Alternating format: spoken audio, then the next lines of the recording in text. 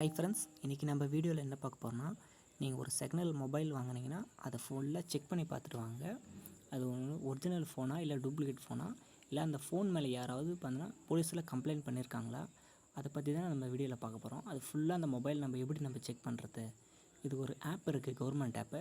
Just அந்த ஆப்புக்குள்ளே போய்ட்டு அந்த ஒரு 15 நம்பர் ஐஎம்இ நம்பர் அதை மட்டும் போட்டால் போதும்.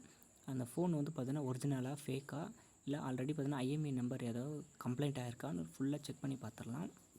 அதை பற்றி தான் நம்ம இந்த வீடியோவில் பார்க்க போகிறோம். ஃபுல்லாக வீடியோவுக்கு போகிறது மட்டும் நீங்கள் நம்ம சேனலை சப்ஸ்கிரைப் பண்ணுங்கள்.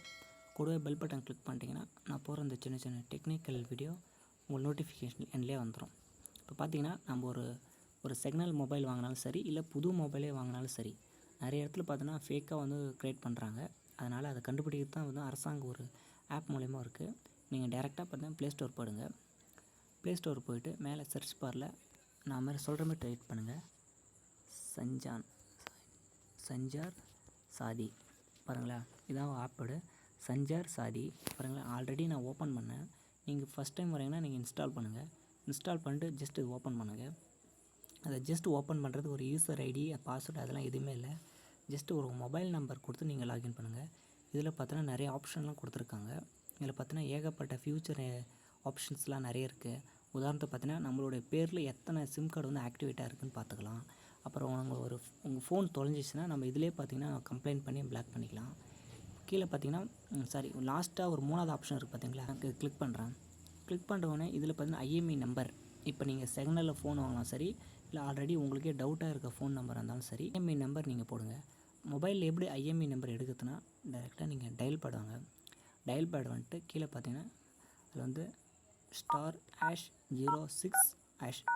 போட்டிங்கன்னா பார்த்தீங்கன்னா ஒரு நோட்டிஃபிகேஷன் வியூ ஆகும். இதில் பார்த்தீங்கன்னா உங்களோட இன்ஃபர்மேஷன் எல்லாம் கரெக்டாக இருக்கும். அதில் ஐஎம்இ நம்பர் இருக்குது பார்த்தீங்களா, ஃபஸ்ட்டில் இருப்பா, அது ஜஸ்ட்டு லாங் ப்ரெஸ் பண்ணுங்கள். லாங் ப்ரெஸ் பண்ணி காப்பின்னு வேணால் காப்பி ஆகிடும். சில செல்லில் காப்பி ஆகும், சில செல்லில் அதை பார்த்து நீங்கள் அப்படியே நீங்கள் டைப் பண்ணிக்கோங்க.